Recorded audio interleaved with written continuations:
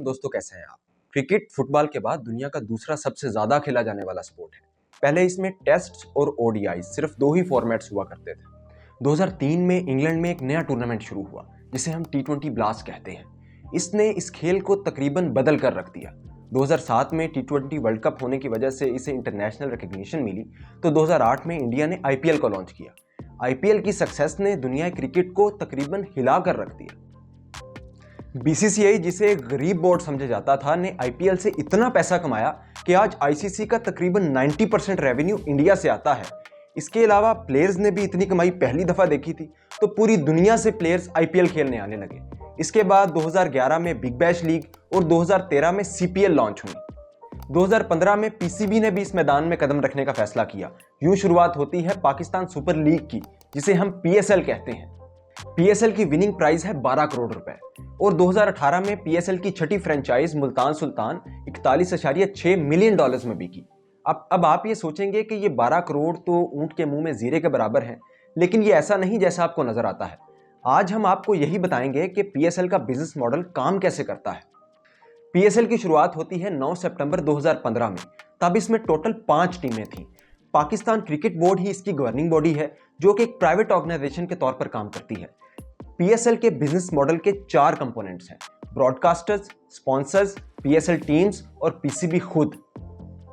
PSL को 2 तरह के स्पॉन्सर करते हैं। एक होते हैं टाइटल स्पॉन्सर्स, जो पीएसएल के टाइटल को स्पॉन्सर करते हैं। 2016 से 2018 के दरमियान एचबीएल ने पीएसएल के टाइटल को $5 मिलियन में स्पॉन्सर किया। इसके बाद 2021 में एक नए कॉन्ट्रैक्ट के मुताबिक एचबीएल ने $14.3 मिलियन में पीएसएल के स्पॉन्सरशिप राइट्स लिए। इसके अलावा कुछ ऑफिशियल स्पॉन्सर्स होते हैं जिनके एड्स और लोगोज को विकेट्स, स्क्रीन्स, बिलबोर्ड्स और स्टिकर्स पर लगाया जाता है। पीसीबी इन ऑफिशियल स्पॉन्सर्स से तकरीबन 300 करोड़ से ज्यादा का रेवेन्यू इकट्ठा करता है। अब इन मैचेस को टीवी पर भी दिखाया जाता है। अब यहां ब्रॉडकास्टर्स आते हैं। अगर किसी भी चैनल ने किसी भी टूर्नामेंट के मैचेस को लाइव दिखाना है, तो उसे उन टूर्नामेंट्स के ब्रॉडकास्टिंग राइट्स खरीदने पड़ते हैं। करंटली पीएसएल के ब्रॉडकास्टिंग राइट्स ए स्पोर्ट्स और टीवी स्पोर्ट्स के पास हैं, जिन्हें इन चैनल्स ने तकरीबन $24 मिलियन में एक्वायर किया। अब सवाल ये बनता है कि ये चैनल्स अपने पैसे पूरे कैसे करते हैं।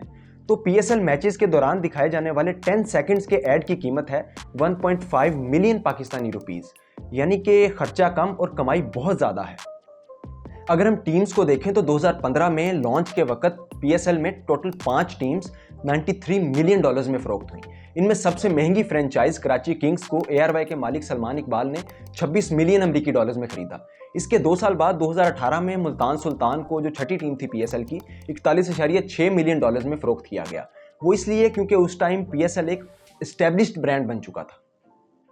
अगर सवाल ये पूछा जाए कि कोई इतनी महंगी फ्रेंचाइजीज 12 करोड़ की प्राइज मनी के लिए तो खरीदेगा नहीं, तो इसका जवाब ये है कि पीसीबी पीएसएल से आने वाले रेवेन्यू का एक बहुत बड़ा चंक 95% पीएसएल की फ्रेंचाइजीज को देता है। इसके अलावा पीएसएल की फ्रेंचाइजीज को ब्रांड्स अलग से स्पॉन्सर करते हैं। प्लेयर्स की जर्सीज के ऊपर अपने लोगोस लगवाने के लिए बहुत सारे ब्रांड्स पीएसएल की टीम्स को अच्छी खासी अमाउंट पे करते हैं और ये सारा पैसा ये फ्रेंचाइजीज अपने पास रखती हैं। इसके अलावा टिकट मनी का भी 95% हिस्सा पीसीबी अपनी पीएसएल की फ्रेंचाइजीज को दे देता है। अब फर्ज करें एक टीम पीएसएल को जीत जाती है या रनर अप रहती है, तो मिलने वाली प्राइज मनी का आधा हिस्सा टीम के ओनर को और आधा टीम के प्लेयर्स को मिलता है। अब प्लेयर्स की बात करें तो पीएसएल ड्राफ्ट्स में प्लेयर्स को 5 कैटेगरीज में रखा जाता है। सबसे टॉप के प्लेयर्स जैसा कि बाबर आजम, शादाब खान, शाहीन शाह अफरीदी, इन्हें प्लाटीनियम कैटेगरी में रखा जाता है। फिर डायमंड आती है, फिर गोल्ड, सिल्वर और फिर लास्ट पे इमर्जिंग कैटेगरी आती है।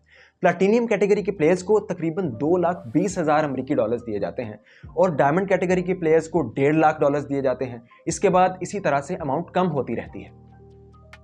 अब ऐसा नहीं हो सकता कि कोई एक फ्रेंचाइज तमाम अच्छे प्लेयर्स उठा ले, क्योंकि पीएसएल ड्राफ्ट के दौरान हर फ्रेंचाइज को $1.2 मिलियन का एक कवर दिया जाता है, जिसके अंदर ही उन्होंने तमाम प्लेयर्स खरीदने होते हैं। इसके अलावा जो प्लेयर्स होते हैं वो अपनी सैलरीज के अलावा अपनी अच्छी परफॉर्मेंस की बेस पर डिफरेंट प्राइजेस भी जीत सकते हैं। अब बात आती है कि कोई भी फ्रेंचाइज 12 करोड़ की प्राइज मनी के लिए तो इतनी मोटिवेट होगी नहीं कि वो टाइटल जीतने की तरफ जाए और मिलियंस ऑफ डॉलर्स खर्च करके पूरी दुनिया से अच्छे प्लेयर्स को एक्वायर करे। तो यहां ब्रांड वैल्यू आती है। टाइटल जीतने की वजह से टीम की ब्रांड वैल्यू बढ़ती है और अच्छे प्लेयर्स आने से टीम की सपोर्ट बेस में इजाफा होता है। जैसे कि इस पीएसएल में बाबर आजम के कराची किंग्स को छोड़कर पेशावर ज़ल्मी को ज्वाइन करने से कराची किंग्स की तकरीबन आधी फैन बेस पेशावर ज़ल्मी को मिल गई।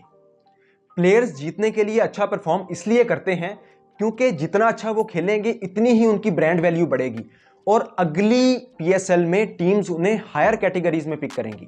जैसा कि शाहीन अफरीदी को लाहौर कलंदर ने पहली दफ़ा इमर्जिंग कैटेगरी में पिक किया था और आज वो प्लाटीनियम कैटेगरी में खेल रहे हैं। अब अगर ये देखें कि पाकिस्तान की क्रिकेट को पीएसएल से क्या फायदा होता है, तो पीएसएल एक ऐसा प्लेटफॉर्म मुहैया करती है जहां पे यंग प्लेयर्स आके अपने आप को मनवा सकते हैं, परफॉर्म कर सकते हैं और नेशनल टीम में अपनी जगह भी बना सकते हैं। शादाब खान, हारिस रऊफ, शाहीन शाह अफरीदी, ये तमाम पीएसएल की ही प्रोडक्ट्स हैं। उम्मीद है ये वीडियो आपको इंफॉर्मेटिव लगी होगी। तो मिलते हैं अगली वीडियो में। शुक्रिया।